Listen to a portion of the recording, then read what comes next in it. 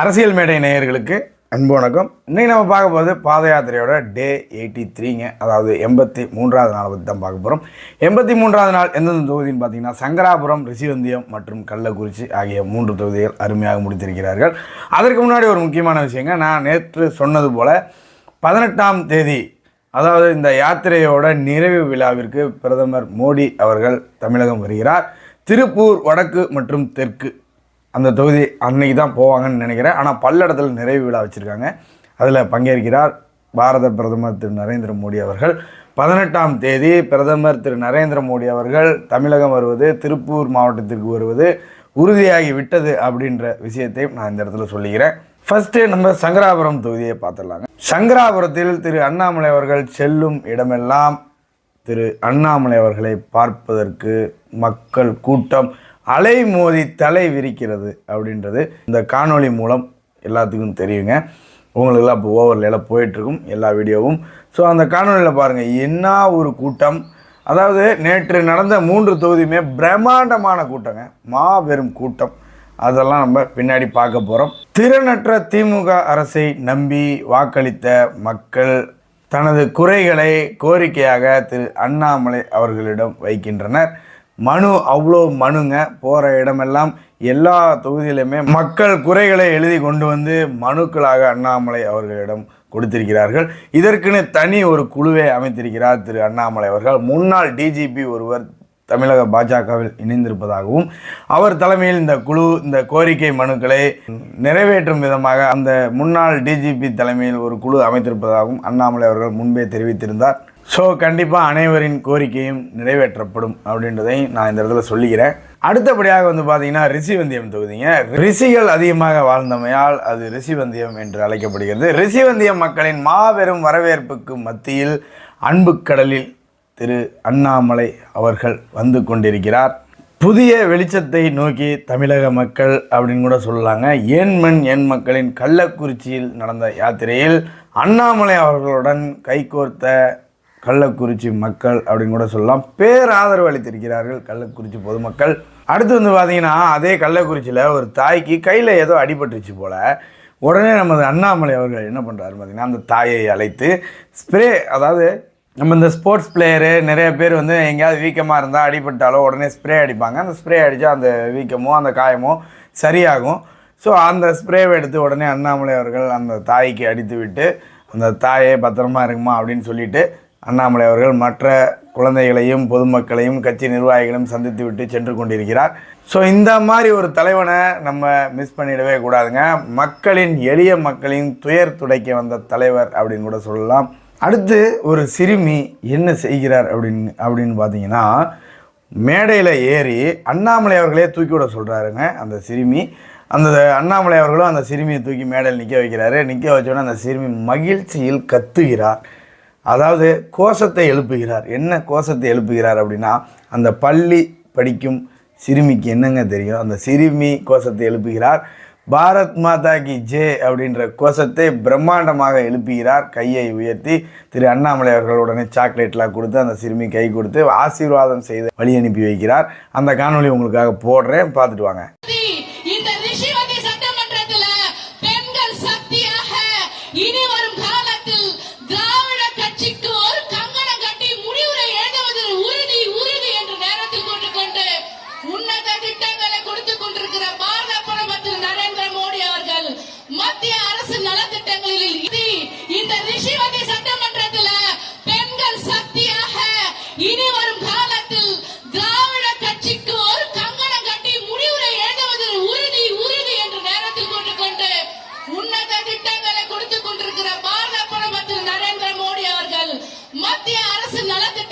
அடுத்து வந்து பார்த்தீங்கன்னா ரிஷிவந்தியம் கூட்டம்.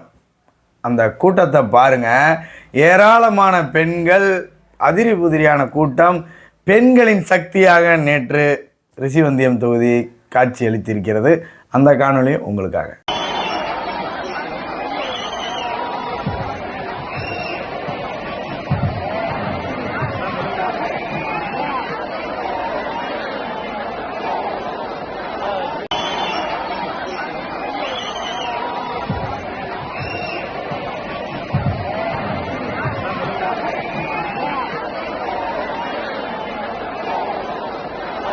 அடுத்து வந்து பார்த்தீங்கன்னா பொதுக்கூட்டத்தில் பேசுகிறாரு.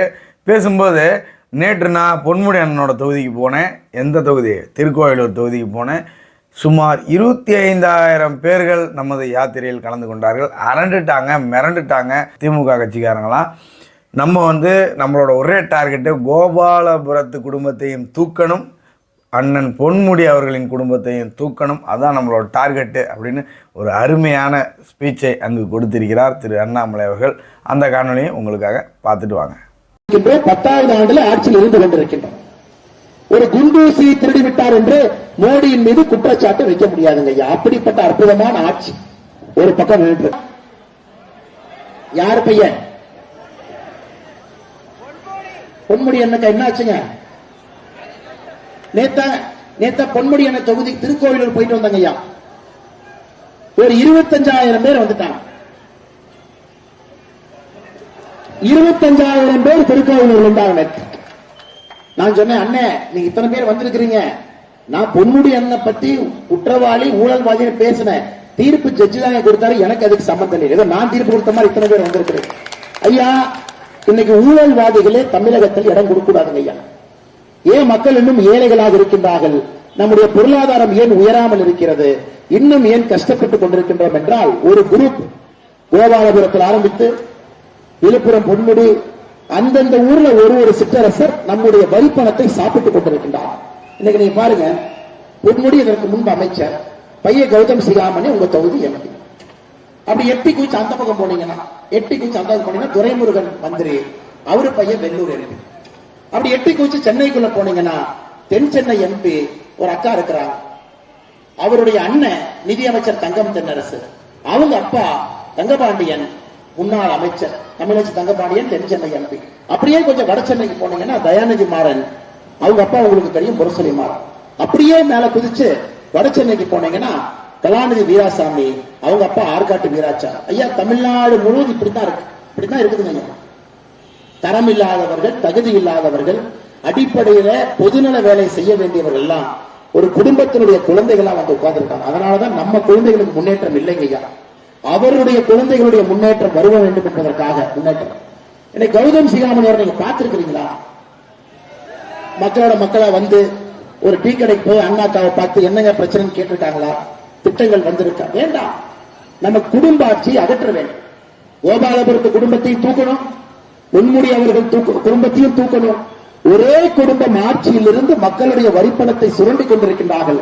அவர்களை எல்லாம் 2024 வீட்டுக்கு அனுப்ப வேண்டிய நேரம் வந்துருச்சுங்க. அதான் அன்பான வேண்டுகோளை உங்களுக்கு வைக்கிறேங்க. நீங்க இந்த முறை எதையும் பார்க்க வேண்டாங்க, மோடியை மட்டும் பார்த்து ஓட்டு போடுறோம், வேற எதுவும் பார்க்காது. ஒருத்தர் கேட்டார், இவ்வளவு தூரம் வந்துட்டு இல்ல, ஒரு எதிர்கட்சி நண்பர் வந்து இழுத்தார், நீ கள்ளக்குறிச்சி வரைக்கும் வந்துட்டு இல்ல, அவ்வளவு தைரியம் உனக்கு, வேட்பாளர் யாருன்னு சொல்லிட்டு போனேன். நான் சொன்னா, எங்க வேட்பாளர் யாரை நிறுத்தினாலும் கூட அவருடைய பெயர் நரேந்திர மோடி.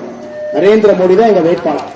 அந்த வேட்பாளர் நரேந்திர மோடிக்கு வேலை செய்வார், நரேந்திர மோடி உங்களுக்கு வேலை செய்வார். நாங்க வேட்பாளர் பேர்லாம் சொல்ல வேண்டிய அவசியம் இல்லைங்க. யார் நிறுத்தினாலும் கட்சி கட்டுப்பட்டிருக்காங்க, நரேந்திர மோடி கட்டுப்பட்டிருக்கின்றார்கள். நரேந்திர மோடி அவர்கள் சொல்வதை நம்ம 543 எம்பிக்கள் செய்யறாங்க. நரேந்திர மோடி அவர்கள் எந்த திட்டம் சங்கராபுரத்துக்கு வர வேண்டும் என்று நினைக்கின்றார்களோ அதை கொடுப்பது மட்டும்தான் வேட்பாளருடைய கடமையை தவிர, அந்த வேட்பாளர் அப்பா யாரு, அம்மா யாரு, எங்க பிறந்தாரு, என்ன ஜாதி, அது தேவையில்லைங்க. நமக்கு இன்னைக்கு யார் நின்றாலும் கூட நரேந்திர மோடி அவருடைய கருத்தை வலுப்படுத்துறீங்க. இந்தியாவுக்கு பிரதம மந்திரி வேட்பாளர் இல்லைங்க ஐயா. இந்த கட்சி கூட்டணியில யாரும் இல்ல. வண்டி ஓட்டிட்டு இருந்த நிதிஷ்குமாரே பாதியில வண்டி நிறுத்தி இறங்கி ஓடி வந்துட்டாரு. டிரைவர் எல்லாம் அந்த பஸ் ஓரத்தில் நின்று இருக்கு, பிரேக் டவுன் மோட்ல இருக்குதுங்க ஐயா. ஒருத்தர வந்து கிளட்ச் போர்டு இருக்கிறதெல்லாம் கழட்டிட்டு போயிட்டு இருக்காங்க ஒரு கூட்டணி தலைவர். அதனால அன்பான வேண்டுகோள், இந்த முறை உங்களுடைய வாக்கு பாரத பிரதமர் நரேந்திர மோடி அவர்களுக்கு இருக்க வேண்டும். அடுத்து வந்து பாத்தீங்கன்னா ரிஷிவந்தியம் தொகுதியோட எம்எல்ஏ பேர் என்னன்னு பார்த்தீங்கன்னா வசந்தம் கார்த்திகேயன். அவரை வைத்து ஒரு கிழித்திருக்கிறார் திரு அண்ணாமலை அவர்கள். என்ன பேசியிருக்காரு அப்படின்னு பார்த்தீங்கன்னா, இந்த தொகுதியோட பிரச்சனை என்னென்னா, இந்த தொகுதியோட பிரச்சனையே இந்த எம்எல்ஏ தான், உங்களோட எம்எல்ஏ தான் அப்படின்ற ஒரு நக்கல் நையாண்டியுடன் கலந்த ஒரு உரையை ஆற்றியிருக்கிறார் திரு அண்ணாமலை அவர்கள். அந்த காணொலியும் பார்த்துட்டு வாங்க. கொடுத்து உங்களுடைய வாக்கையெல்லாம் வாங்கி ஆட்சிக்கு வந்த பிறகு கூட ஒரு தாலுக் அந்தஸ்து இல்லாம நம்முடைய ரிஷிவந்தியத்துல நாம் தவித்துக் கொண்டிருக்கின்றோம். இன்னைக்கு பாத்தீங்கன்னா உங்களுடைய எம்எல்ஏ, உங்க எம்எல்ஏ பத்தி பேசவே வேண்டாங்க. வசந்தம் கார்த்திகேயன் எம்எல்ஏவை பொறுத்தவரை ஒரு இடத்துல பிரச்சனை இருக்குன்னா அவங்க எம்எல்ஏ அங்க இருப்பார். எம்எல்ஏ இல்லாம இந்த ஊர்ல பிரச்சனையே இல்லைங்க. கள்ளக்குறிச்சியிலே ஒரு தனியார் பள்ளி கொளுத்தப்பட்ட போது அங்கேயும் இந்த எம்எல்ஏவுடைய பெயர் அங்கேயும் வந்துச்சு. கல்குவாரி எல்லா இடத்திலையும் எம்எல்ஏவுடைய பெயர் வரும். இன்னைக்கு பாத்தீங்கன்னா குறிப்பாக பக்கத்துல பிடிஓ அலுவலகத்தை 22 கிலோமீட்டர் தள்ளி எங்கேயோ கொண்டு கட்டி வச்சிருக்காங்க. இன்னைக்கு உங்க நோக்கம் என்னன்னா எங்கெல்லாம் பினாமி சொத்துக்கள் இருக்கோ அங்க போய் ஒரு தாலுகா அலுவலகத்தை ஆரம்பி, அங்க போய் பிடிஓ அலுவலகத்தை ஆரம்பின்னு ரிஷிவந்தியத்திற்கு எந்த விதமான வளர்ச்சியும் இங்கே வரவில்லை. இது உங்களுடைய குற்றச்சாட்டு மட்டுமல்லங்கம்மா, இது உண்மையான குற்றச்சாட்டு. இன்னைக்கு பாரதிய ஜனதா கட்சி இந்த யாத்திரையினுடைய நோக்கமே கிராம பகுதியில் வந்து உங்களை சந்திக்க வேண்டும், உங்களிடம் பேச வேண்டும், பொடிநடையாக வந்து உங்களிடம் கருத்துக்களை கேட்டுக்கிட்டே வரணும், உங்க பிரச்சனைகளை தெரிஞ்சுக்கணும். அதையெல்லாம் சரி செய்வதற்கு நாங்கள் உங்களோட நிற்க வேண்டும் என்பதுதான் இந்த யாத்திரையினுடைய நோக்கம். ஐயா, நாங்க இன்னைக்கு உறுதிமொழி கொடுக்கிறோம். இப்ப இருக்கக்கூடிய ஆட்சியாளர்கள் யாருமே அதை தாலுகா மாத்த போறது இல்லைங்கம்மா. போய் சொல்லுவாங்க 2024 தேர்தல் வரும்பொழுது மறுபடியும் வருவாங்க, தாலுகாக மாற்றுகின்றோம், எங்களுக்கு வாக்களிங்கன்னு சொல்லுவாங்க. ஆனா அவங்க செய்ய போறது இல்லை. நாங்கள் உங்களிடம் ஒரே ஒரு உறுதிமொழி மட்டும்தான் சொல்லிட்டு போறோங்கம்மா. ரிஷிவந்தியம், ரிஷிகள் வாழ்ந்த இந்த ஊர் தமிழகத்தினுடைய மைய புள்ளியாக மாற்றப்பட வேண்டும் என்றால் முதல் படி இந்த தாலுகா மாற்றுறதுமா. தாலுகா என்பது ரிஷிவந்தியத்தினுடைய தலைநகரத்தை கொண்டு வரும். அது பாரதிய ஜனதா கட்சி உங்களோடு சேர்ந்து போராடும். நீங்க ஓட்டு போட்டு எங்களுக்கு அந்த அதிகாரத்தை கொடுப்பீங்கன்னு நாங்க நம்புறோங்கம்மா. ஏன்னா வாக்கு உங்க கையில் இருக்கு, எங்களுடைய பெரியவர்கள் தாய்மார்கள் கையில் அந்த அதிகாரம் இருக்கு. நீங்கள் வாக்களித்து பாரதிய ஜனதா கட்சிக்கு அந்த அதிகாரம் கொடுத்து எங்களை ஆட்சியாளர்களாக நீங்கள் மாற்றி காட்டுவீர்கள் என்கின்ற நம்பிக்கையோடு தான் இந்த நடைபயணம் பட்டி தொட்டி எல்லாம் ஜூலை 28ஆம் தேதி ராமேஸ்வரத்திலிருந்து ஆரம்பித்து இன்னைக்கு ரிஷிவந்தியத்தில் நின்று கொண்டிருக்கின்றோம். அதை விட மிக முக்கிய பிரச்சனை 2024 தேர்தல், பாராளுமன்ற தேர்தல் வருதுங்க. இன்னும் ஒரு 40 நாள்ல நீங்க இந்தியாவுடைய பிரதமர் யார் என்பதை தேர்ந்தெடுக்க போறீங்க. நம்ம எல்லோருக்கும் தெரியும், பெரியவர்கள் தாய்மார்கள் அனைவருக்கும் தெரியும். இந்தியாவுடைய பிரதமர் யாருன்னு கேட்டா அது மோடி. உங்க எல்லாத்துக்குமே தெரியும். இந்த முறை மோடி அவர்கள் 3வது முறையாக ஆட்சியில் வந்து நீங்கள் அமர வைக்க போகின்றீர்கள் என்கின்ற உறுதிமொழி நீங்கள் எடுத்திருக்கிறீங்க. 2014 10 ஆண்டுகளாக காங்கிரஸ் ஆட்சி இருந்த பொழுது ஊழல் ஊழல் ஊழல் என்பதை மட்டும்தான் கேட்டோம். கிட்டத்தட்ட 12 லட்சம் கோடி ரூபாய் அவர்கள் செய்த ஊழல், 2G அலைக்காட்டிலிருந்து ஆரம்பித்து சுரங்க ஊழல் இருந்து, ஹெலிகாப்டர் ஊழல் இருந்து, விளையாட்டு ஊழல் இருந்து காங்கிரஸ் செய்யாத ஊழலே இல்லைங்க. அதன் பிறகு நல்ல ஒரு மனிதர் நம்முடைய ஆட்சியாளராக வர வேண்டும் என்று குஜராத்திலே முதலமைச்சராக இருந்த நரேந்திர மோடி அவர்களை அழைத்துக் கொண்டு வந்து இந்தியாவுடைய பிரதமராக நீங்கள் அமர வைத்தீர்கள். கிட்டத்தட்ட 30 ஆண்டுகள் கழித்து ஒரு கட்சிக்கு தனி பெரும்பான்மை அளித்தீர்கள். 283 எம்பிக்களோடு பாரத பிரதமர் நரேந்திர மோடி அவர்கள் 2014 ஆட்சியில் வந்து உட்கார்ந்தார்கள்மா. அதன் பிறகு 5 ஆண்டுகள் கழித்து 2019 பாராளுமன்ற தேர்தலில் மறுபடியும் மோடி அவர்களை 303 எம்பிக்களோடு தனி பெரும்பான்மையோடு மறுபடியும் ஆட்சியில் அமர்த்தனர். இன்னைக்கு நம்ம திரும்பி பார்த்தோம்னாங்கம்மா, 9 ஆண்டுகள்ல இந்தியா முன்னேறி இருக்கிறதா? நிச்சயமாக இந்தியா முன்னேறி இருக்கிறது, எந்த மாற்று கருத்து இல்லைங்க. இந்தியா பொருளாதாரத்திலே உயர்ந்திருக்கிறதா? நிச்சயமாக நம்முடைய நாடு பொருளாதாரத்திலே உயர்ந்திருக்கிறது. மோடி அவர்களை பொறுத்தவரை நல்ல ஆட்சி செய்திருக்கின்றார்களா? உங்கள் அனைவருக்கும் தெரியும், லஞ்ச லாவண்யம் இல்லாம நேர்மையான ஏழை மக்களை மையப்படுத்தி நம்முடைய ஆட்சி 9 ஆண்டு காலமாக நடந்து கொண்டிருக்கிறது. அது எந்த மாற்று கருத்து இல்லைங்க. ஆனா இந்த 2024 ஏன் முக்கியமான தேர்தல் என்றால், இன்னைக்கு மோடி ஐயா இருக்கிறனாலதான் தமிழ்நாட்டில் திமுக காரங்க கொஞ்சம் அடக்கி வாசிச்சுட்டு இருக்கிறாங்க.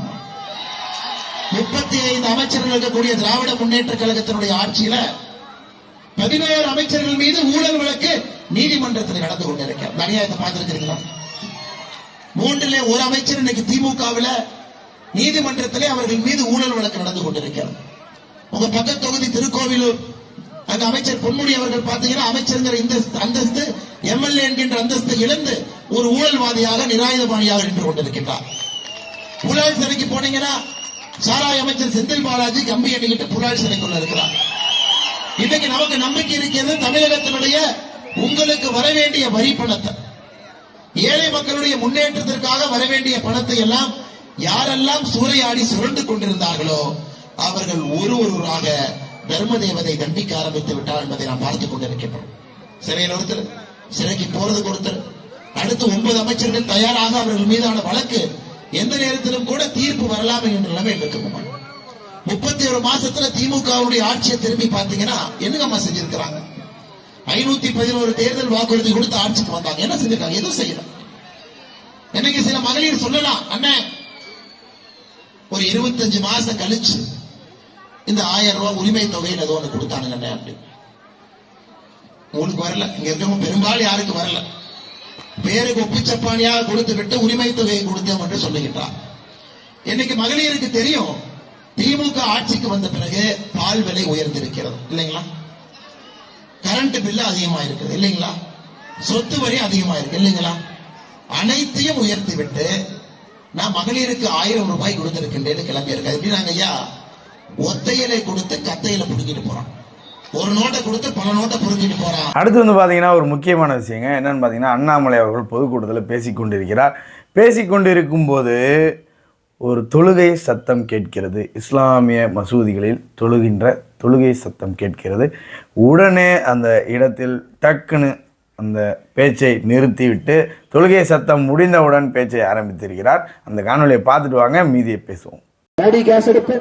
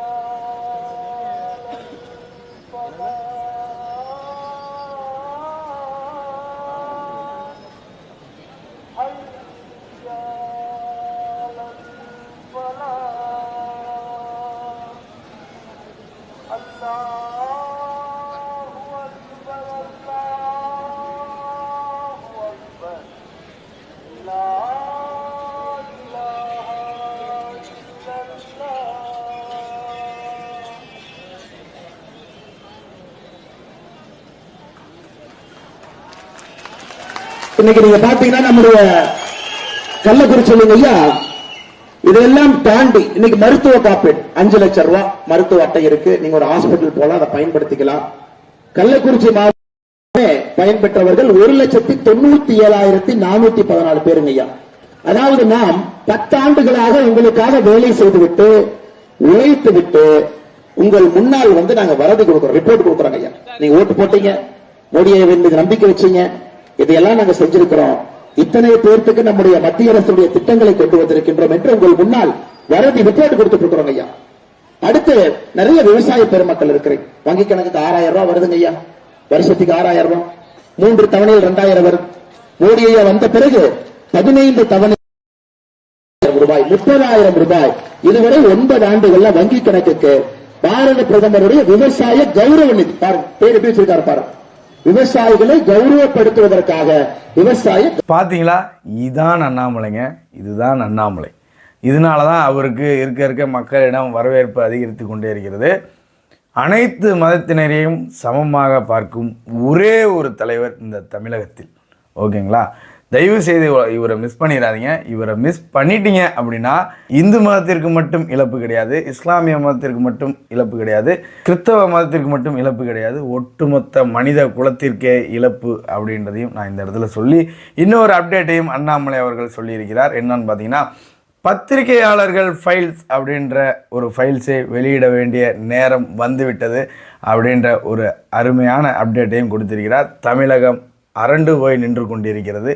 அதையும் நான் இந்த இடத்துல சொல்லிக்கொண்டு இத்துடன் இந்த வீடியோவை முடித்துக் கொள்கிறேன். மீண்டும் நாளை சந்திப்போம். நன்றி, வணக்கம், ஜெய்ஹிந்த்.